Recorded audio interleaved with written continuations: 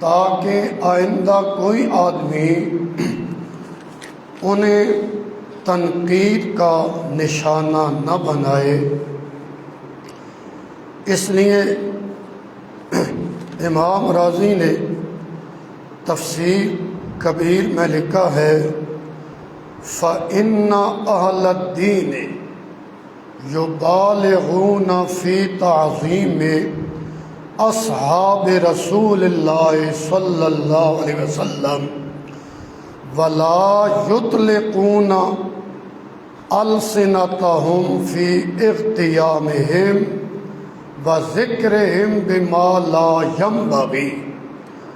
تمام دین والے ان کا سب کا اس بات پہ اتفاق ہے کہ سب اصحاب رسول صلی اللہ علیہ وسلم کی تعظیم میں مبالغہ اختیار کرتے ہیں اور اپنی زبانوں کو صحابہ کرام کی غیبت کرنے میں اور اسی طرح ایسی باتوں کے ذکر کرنے میں اپنی زبانوں کو نہیں چلاتے جو ان کی شایان شان نہ ہو۔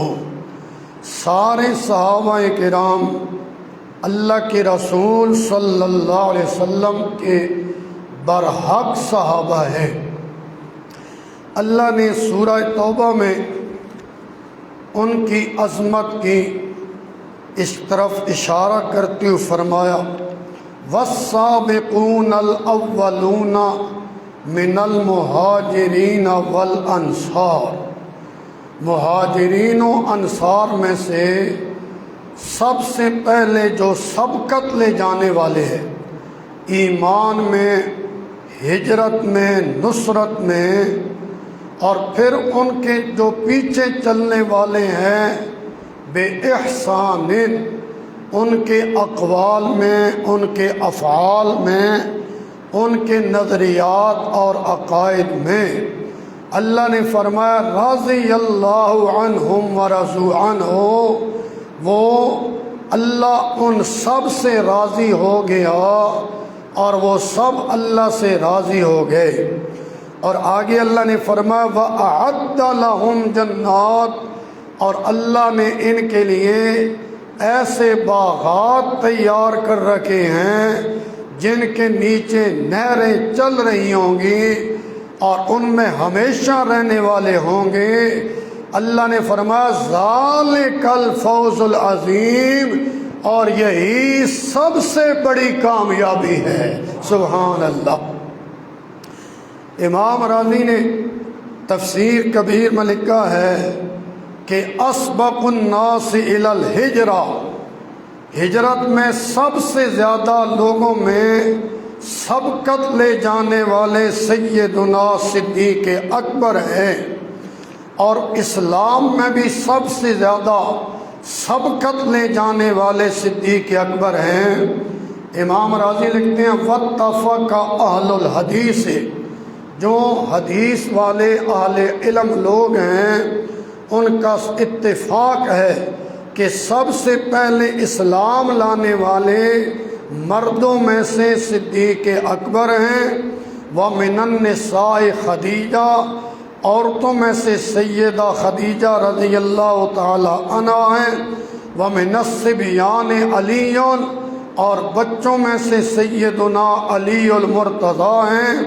اور غلاموں میں سے سب سے پہلے ایمان لانے والے حضرت زید ہے۔ ہر ایک کو اللہ نے اول نمبر دیا ہے۔ سبحان اللہ۔ کس اعتبار سے کہ بالغ مردوں میں اول نمبر صدیق اکبر کا ہے، عورتوں میں اول نمبر امی خدیجۃ الکبریٰ کا ہے، اور بچوں میں اول نمبر علی المرتضیٰ کا ہے، اور غلاموں میں اول نمبر حضرت زید کا ہے۔ اور امام رازی رحمت اللہ علیہ لکھتے ہیں کہ جب حضرت صدیق اکبر اسلام لائے، کان رجلن کبیر السن مشہورا بین الناس، حضرت صدیق اکبر رجل مرد بھی تھے اور بڑی عمر والے بھی تھے اور لوگوں کے درمیان مشہور بھی تھے۔ آپ کی اقتداء کرتے ہوئے اکابر صحابہ کرام بھی ایمان لے آئے، جن میں حضرت طلحہ بھی ہیں، حضرت زبیر بھی ہیں اور حضرت عثمان بن عفان بھی ہیں۔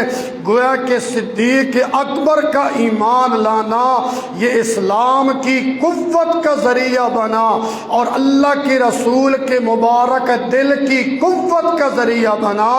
آپ کی دعوت میں بڑے بڑے لوگ اسلام میں داخل ہوئے اور جن میں سیدنا عثمان بن عفان رضی اللہ تعالی عنہ سر فہرست صحابی ہیں جنہوں نے اسلام قبول کیا، اور عثمان غنی رضی اللہ تعالی عنہ کو اللہ نے ایسی عظمتیں عطا فرمائی ہے کہ سابقہ امتوں کے نبیوں کی امت میں سے ایسی عظمت کسی انسان کو نہیں ملی ہے جو اللہ نے عظمت حضرت عثمان بن عفان کو عطا فرمائی ہے۔ سبحان اللہ۔ اس لیے آپ صلی اللہ علیہ وسلم نے فرمایا، حضرت طلحہ بن عبید اللہ رضی اللہ تعالی عنہ سے روایت ہے، وہ فرماتے ہیں قال رسول اللہ صلی اللہ علیہ وسلم، سارے پڑھیں صلی اللہ علیہ وسلم، اللہ کے رسول صلی اللہ علیہ وسلم نے فرمایا لکل نبی رفیق، ہر نبی کا رفیق ہوتا ہے، ورفیقی فی الجنت عثمان، اور میرا رفیق جنت میں عثمان غنی ہوگا۔ سبحان اللہ، کتنی بڑی عظمت ہے۔ اللہ اللہ، سبحان اللہ۔ حضرت عبد الرحمن بن خباب رضی اللہ تعالی عنہ روایت نقل فرما رہے ہیں، ترمذی شریف میں حدیث موجود ہے۔ حضرت عبد الرحمن فرماتی ہیں شہدت النبی صلی اللہ علیہ وسلم، میں اللہ کی نبی کی خدمت میں حاضر تھا، آپ خطبہ دینے کے لیے کھڑے ہو گئے۔ اللہ اللہ، غزوہ تبوک کی تیاری کے لیے یحث علی جیش العسرا، اللہ کے رسول صلی اللہ علیہ وسلم نے اس تنگی کے لشکر پر ترغیب دینا شروع کی۔ اللہ اللہ، گرمی کی شدت بھی ہے، مال کی کمی بھی ہے، توشہ کی کمی بھی ہے، سواریوں کی کمی بھی ہے، انتہائی تنگی اور مشکل کا ٹائم ہے۔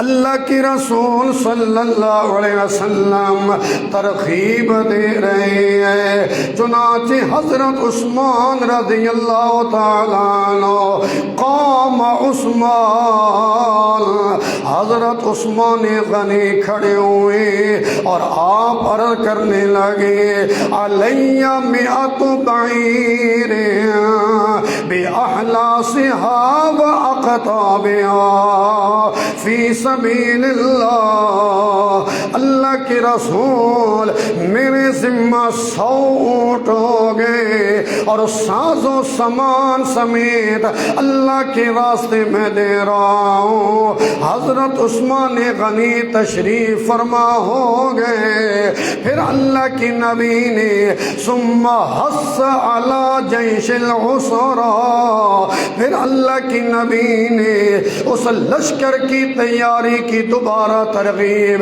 آپ نے صحابہ کرام کے سامنے پیش فرمائی۔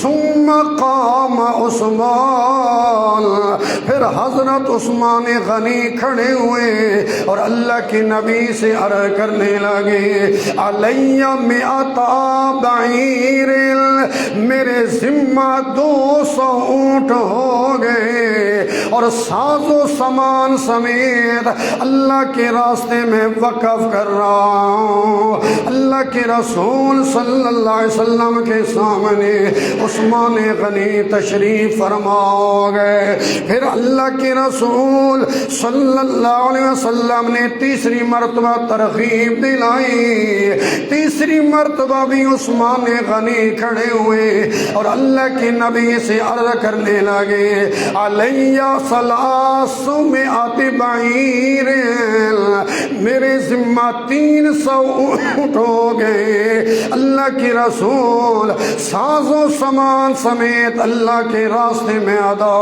کر رہا ہوں۔ حضرت عثمان غنی بیٹھ گئے اور میرے پیغمبر نے فرمایا، ما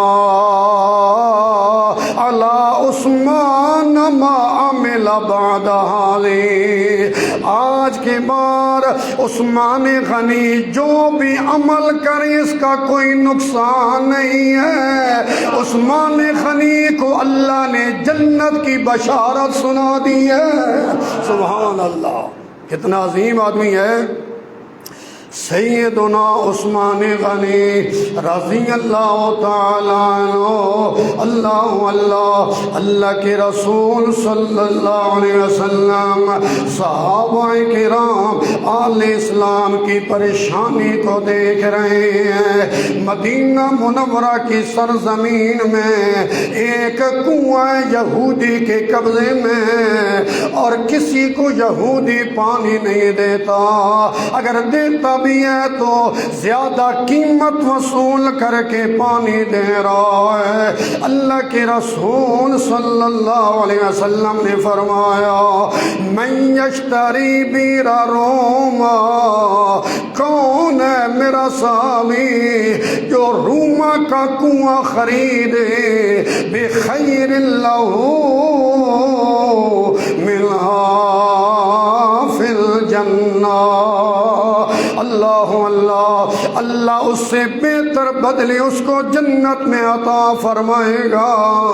حضرت عثمان غنی نے اپنے صلبی مال سے، اپنے ذاتی مال سے کنواں خریدا اور اہل اسلام کے لیے وقف کر دیا، اور اللہ کے رسول صلی اللہ علیہ وسلم کو پیالہ بھر کے پانی پلانے کا ارادہ فرمایا، اور اللہ کے رسول صلی اللہ علیہ وسلم نے جب پیالہ پکڑنے کا ارادہ کیا، عثمان غنی عرض کرنے لگے، اللہ کے رسول میرا دل تب خوش ہوگا، ہونٹ آپ کی ہوں، ہاتھ عثمان غنی کی ہوں۔ اللہ، میرے پیغمبر صلی اللہ علیہ وسلم کو عثمان غنی نے اپنے ہاتھوں سے پانی پلایا، اور اللہ کی نبی نے فرمایا، عثمان اس کا بدلہ تیرا محمد حوض کوثر پہ دے گا، ہاتھ تیرے محمد کی ہوں گے، ہونٹ میرے عثمان کی ہوں گے۔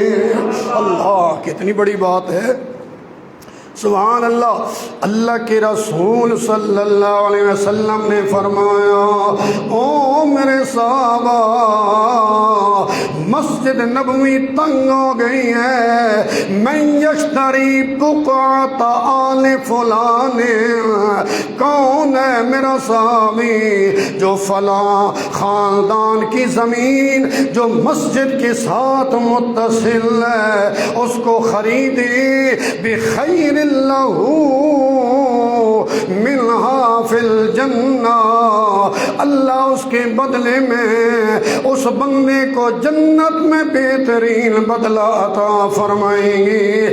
حضرت عثمان غنی نے مسجد نبوی کے لیے جگہ خرید کے وقف کر کے جنت کو خرید لیا۔ سبحان اللہ، بس اس سے بولو سبحان اللہ۔ زور سے بولو. ہاں اس لیے سیدنا عثمان غنی رضی اللہ تعالیٰ عنہ عشرہ مبشرہ میں سے ہیں، جنتی صحابی ہیں. اللہ اللہ حضرت علی المرتضیٰ رضی اللہ تعالیٰ عنہ نے اسی وجہ سے سیدنا علی المرتضیٰ نے حضرت عثمان غنی کی بیعت کر کے کائنات کو یہ پیغام سنایا، علی کا امام ہے، نبی کا داماد عثمان ہے. سبحان اللہ، زور سے بولو سبحان اللہ. اللہ اللہ سنیے گا، اللہ اللہ. چنانچہ تمام اہل کتب نے تحریر کیا ہے. سبحان اللہ. سنیے گا مسلمانوں، سب سے پہلے حضرت عثمان غنی کے ہاتھ پہ بیعت کرنے والے میرے پیغمبر کے صحابی ہیں حضرت عبد الرحمن بن عوف رضی اللہ تعالیٰ عنہ، اور دوسرے نمبر پہ سیدنا عثمان غنی کے ہاتھ پہ بیعت کرنے والے علی المرتضیٰ ہیں. اللہ اللہ. علی المرتضیٰ نے حضرت عثمان غنی کو اپنا امام مانا ہے.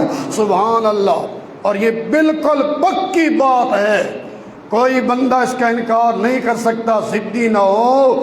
اور کوئی یہ بھی ثابت نہیں کر سکتا کہ حضرت علی نے عثمان غنی کو امام برحق نہیں مانا تھا، خلیفہ برحق نہیں مانا تھا. اللہ اللہ. ساری کتابیں آل و سنت کی کتاب اور دوسرے طبقے کی کتابیں خود بتا رہی ہیں کہ حضرت علی نے عثمان غنی کو اپنا برحق امام مانا ہے. کیوں؟ کہ اللہ کے نبی نے سیدنا عثمان غنی کو جنتی قرار دیا ہے، اور علی المرتضیٰ بتا رہے ہیں کہ ہم نے عثمان کو امام مانا ہے، جنت لینے کے لیے مانا ہے. سبحان اللہ. اب سنیے گا، سیدنا عثمان غنی رضی اللہ تعالی عنہ یہ وہ عظیم آدمی ہے کہ جب حضرت فاطمہ رضی اللہ تعالی عنہا کی شادی کا موقع آیا، اور وہ بھی مشورہ دینے والے صدیق و عمر رضی اللہ تعالی عنہما دیگر صحابہ کرام تھے. جب حضرت علی نے آپ سے رشتے کا مطالبہ کیا تو ان کے پاس ایک گھوڑا تھا جہاد والا اور ایک زرہ تھی. اللہ اللہ. آپ صلی اللہ علیہ وسلم نے فرمایا کہ شادی کے لیے تیرے پاس کیا کچھ ہے؟ تو حضرت علی نے عرض کی، اللہ کے رسول ایک گھوڑا موجود ہے اور ایک زرہ ہے جنگی، جہاد کے لیے میں نے رکھی ہوئی ہے. تو آپ نے فرمایا کہ گھوڑا اپنے پاس رکھو اور زرہ بیچ کے آؤ تاکہ تمہاری شادی کا بندوبست کیا جائے، مار کا انتظام کر کے آؤ. یہ شرح مواہب اللدنیہ، یہ اہل سنت والجماعت کی کتاب ہے.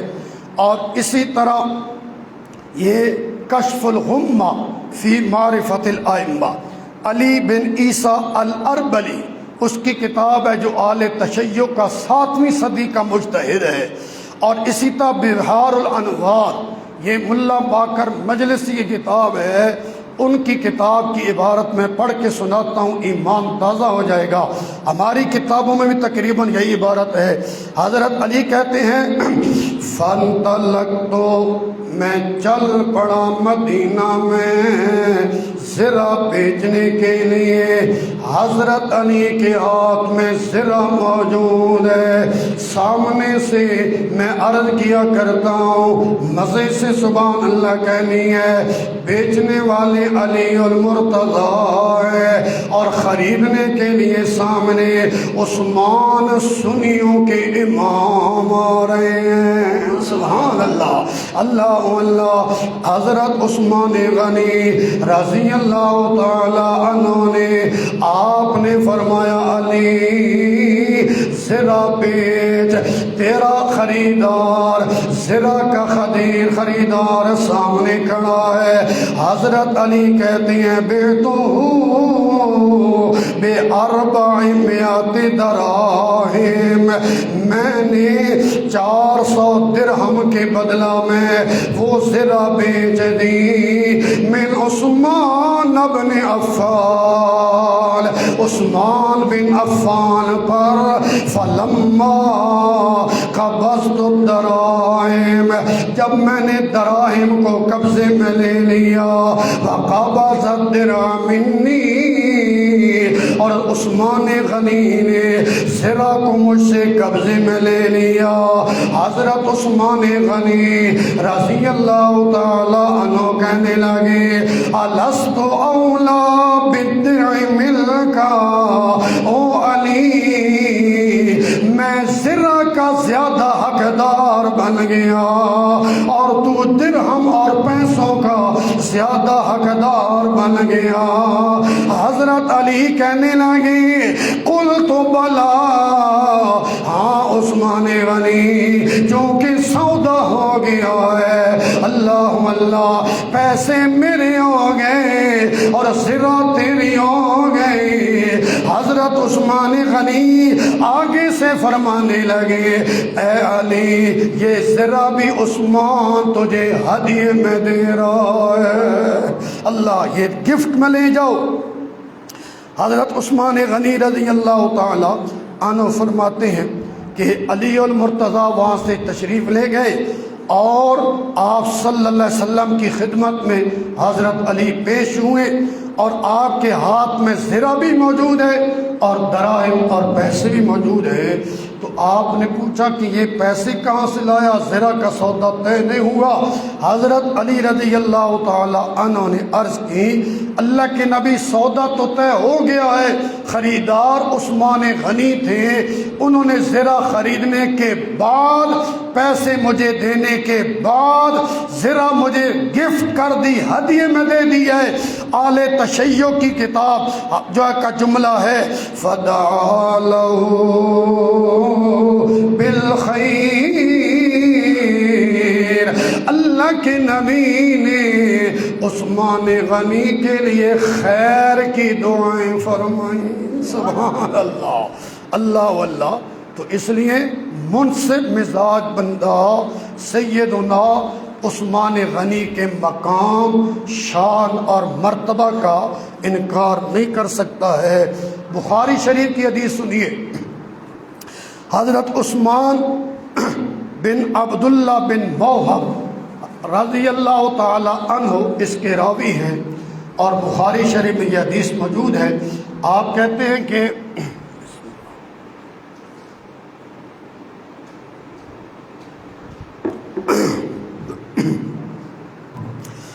اللہ جاء رجل من اہل مصر، مصر والوں میں سے صاحب ایک پنکھ نہیں اگزاس فین چلا دو، اگزاس فین ادھر بھی چلا دو، دو الگ۔ جاء رجل من اہل مصر، مصر والوں میں سے ایک بندہ بیت اللہ میں آیا، یرید حج البیت، بیت اللہ کے حج کا ارادہ کی نیت سے آیا۔ سارے لوگ بیت اللہ میں بیٹھے ہوئے ہیں، وہ مصری بندہ آ کے سوال کرنے لگا من الشیخ فیہم، ان میں علم کے اعتبار سے بڑا کون ہے؟ لوگ کہنے لگے عبداللہ ابن عمر، عمر کے بیٹے عبداللہ ہیں۔ وہ مصری بندہ کہنے لگا انی سائل عن شیء، میں آپ سے چند سوال کرنے کے ارادے سے آیا ہوں، مجھے سوالوں کا جواب دیجیے۔ چنانچہ پہلا سوال کرنے لگا هل تعلم ان عثمان تغیب عن بدر، کیا آپ جانتے ہو کہ عثمان غنی میدان بدر سے غائب تھے؟ حضرت عبداللہ بن عمر رضی اللہ تعالیٰ عنہ کہنے لگے ہاں میرے علم میں ہے کہ عثمان غنی بدر کے میدان میں حاضر نہ تھے۔ اس نے دوسرا سوال کیا هل تعلم انه فر یوم احد، کیا تجھے یہ بھی علم ہے کہ عثمان غنی میدان احد سے پیچھے ہٹ گئے تھے؟ حضرت عبداللہ کہنے لگے ہاں مجھے اس کا بھی علم ہے۔ اس نے تیسرا سوال کیا هل تعلم انه تغیب عن بیعۃ الرضوان، کیا آپ کو یہ بھی علم ہے کہ عثمان بن عفان بیعۃ الرضوان میں موجود نہ تھے؟ حضرت عبداللہ کہنے لگے ہاں اس بات کا بھی مجھے علم ہے۔ حدیث میں آتا ہے وہ بندہ کہنے لگا اللہ اکبر، کیا مطلب؟ نعرہ لگانے کا مطلب یہ تھا، مزاح کرنے لگا، استہزاء کرنے لگا، عبداللہ بن عمر کے سامنے استہزاء کر کے کہنے لگا یہ تینوں عیب عثمان کی ذات میں ثابت ہو گئے۔ حضرت عثمان غنی کی ذات کو تنقید کا نشانہ بنایا۔ حضرت عبداللہ نے فرمایا تو نے خالی سوال کیے ہیں، ان سوالوں کا ذرا جواب بھی سن لے۔ اللہ اللہ۔ تو پہلا سوال یہ رہتا کہ عثمان غنی بدر کے میدان میں غائب تھے، تو حضرت عبداللہ رضی اللہ تعالی عنہ کہنے لگے اس کی وجہ یہ تھی کہ فَإِنَّهُ كَانَ تَحْتَهُ رُقَيَّةُ بِنْتُ رسول اللہ صلی اللہ علیہ وسلم، آپ کے نکاح میں رقیہ بنت رسول، اللہ کے رسول صلی اللہ علیہ وسلم کی پاک بیٹی سیدہ رقیہ تھی۔ وَكَانَتْ مَرِيضَةً، اور سیدہ رقیہ بیمار تھی اور بیماریوں سے پاک ہے تو صرف کون ہے؟ زور سے بولو کون ہے؟ حضرت رقیہ اللہ کے رسول کی بیٹی ہے، آپ بیمار ہیں۔ اللہ اللہ، آپ نے حدیث کا یہ جملہ ہے، عبداللہ بن عمر رضی اللہ تعالی عنہ عرض فرمانے لگے کہ اللہ کے رسول کا یہ ارشاد بھی سن۔ اللہ کے نبی نے فرمایا تھا عثمان ان لک اجرا ممن شہد بدرا وسہمہ، عثمان اگرچہ تو بدر میں حاضر نہ ہوگا لیکن میں محمد ضمانت اور گارنٹی دے رہا ہوں اللہ تجھے بدری صحابہ کا اجر و ثواب بھی دے گا، اور وہاں سے جو مال غنیمت ملے گا اس میں سے حصہ بھی تجھے ملے گا۔ اور اللہ کے رسول صلی اللہ علیہ وسلم نے فرمایا لعل اللہ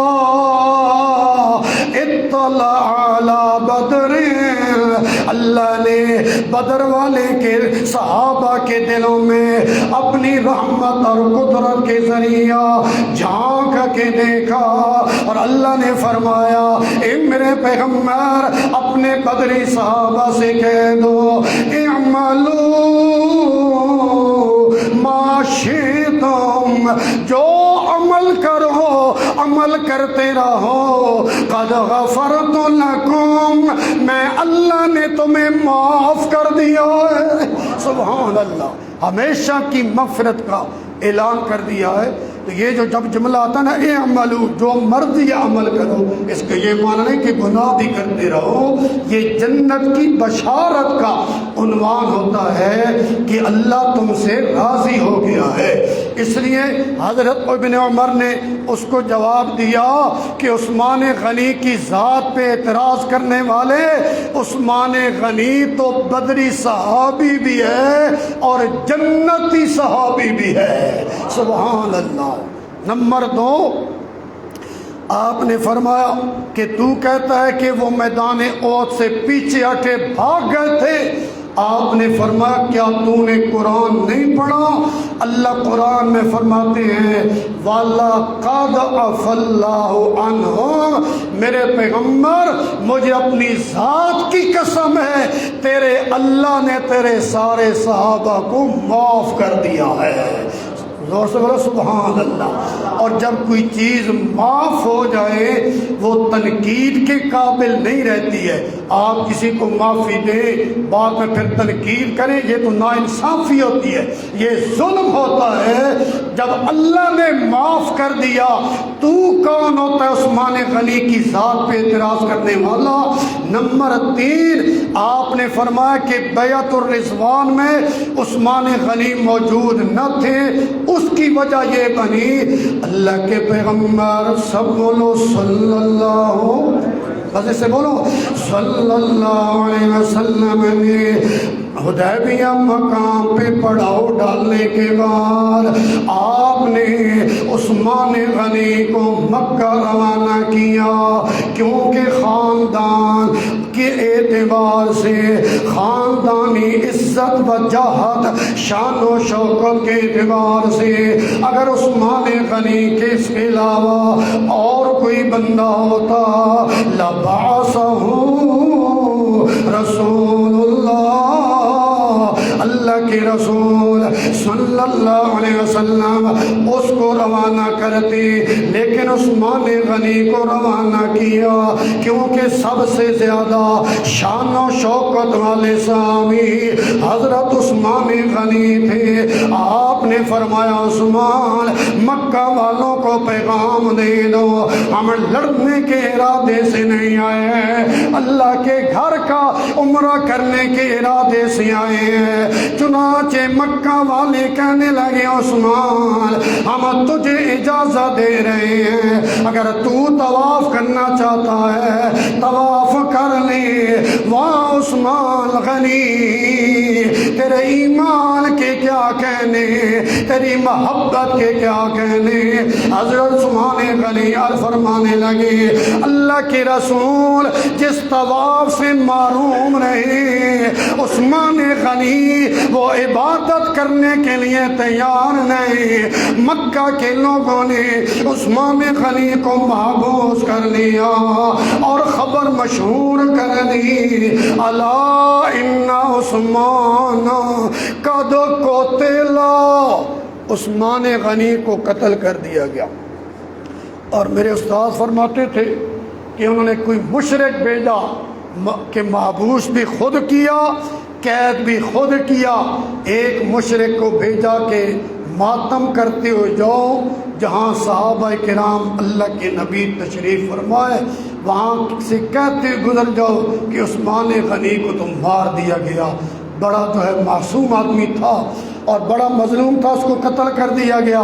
جب اللہ کے نبی نے قتل کی خبر سنی نا آپ نے صحابہ کرام کو جمع فرمایا اور درخت کے نیچے جمع فرمایا، کیکر کا درخت ہے، اللہ کے نبی تشریف فرمائے، آپ نے صحابہ کرام سے بیعت لی ہم عثمان غنی کے خون کا بدلہ لے کے جائیں گے، لیکن اللہ کے نبی نے فرمایا آج عثمان دنیا میں نہیں، یہ بیعت بڑی عظیم ہے، اس میں عثمان کا حصہ ڈال رہا ہوں۔